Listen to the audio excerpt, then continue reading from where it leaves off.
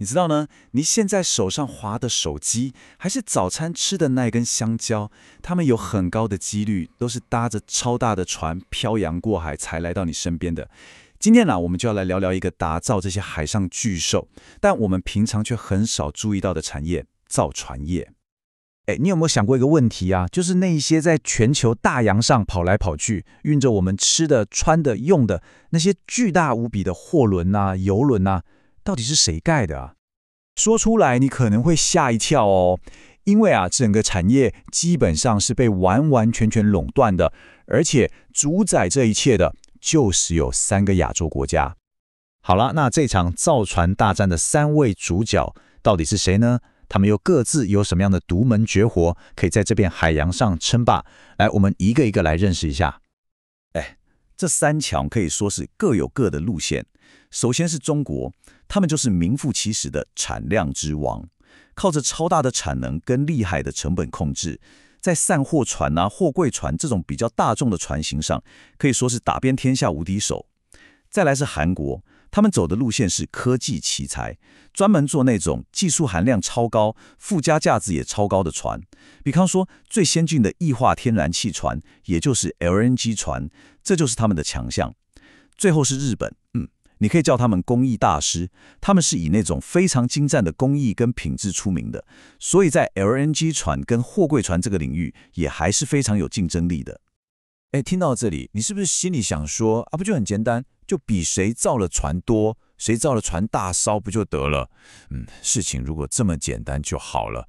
现在我们就要来聊聊，到底要怎么看才能真正衡量这个产业的实力。所以关键问题来啦，我们到底该用什么标准才能真正判断出谁才是这场比赛的赢家？首先有个最基本的指标叫做载重吨位，英文是 DWT。它衡量的就是一艘船总共能装多少东西，包括货物燃料全部加起来的总重量。这听起来很直观，对不对？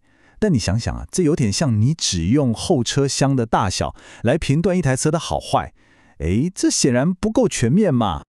所以啦，真正内行的人，他们看的是一个更专业的指标，叫做修正总吨位，也就是 CGT。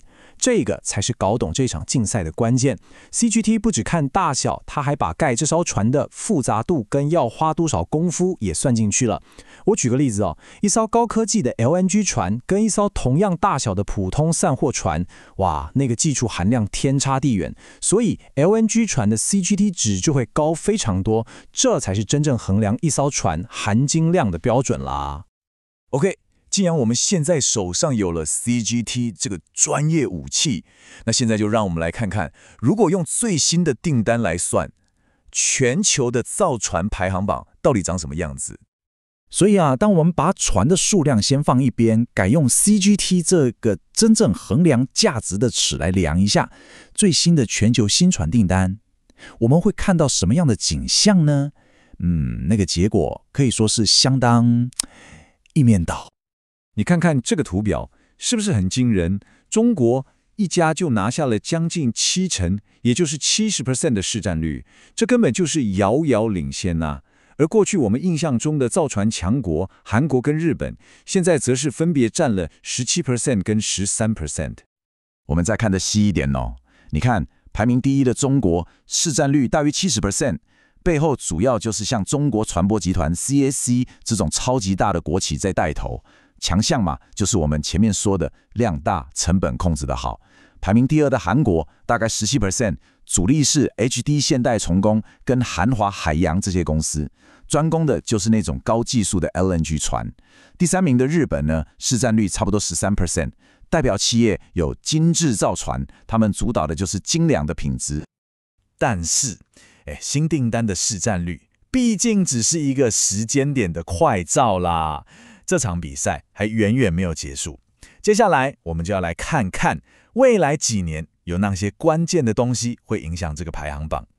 如果要预测未来，我们可以关注几个指标。第一个是订单类型，这可以看出各国的技术强项在哪里。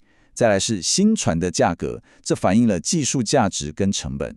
还有一个叫订单不存量，意思就是船厂手上还有多少没做完的订单，这可以预测未来几年的状况。但最重要的是最后这一点，绿色船舶的竞赛。因为现在全球对环保的要求越来越高，谁能做出更省油、更环保的船，谁就是下一个赢家。所以这就给我们留下一个超有趣的问题了。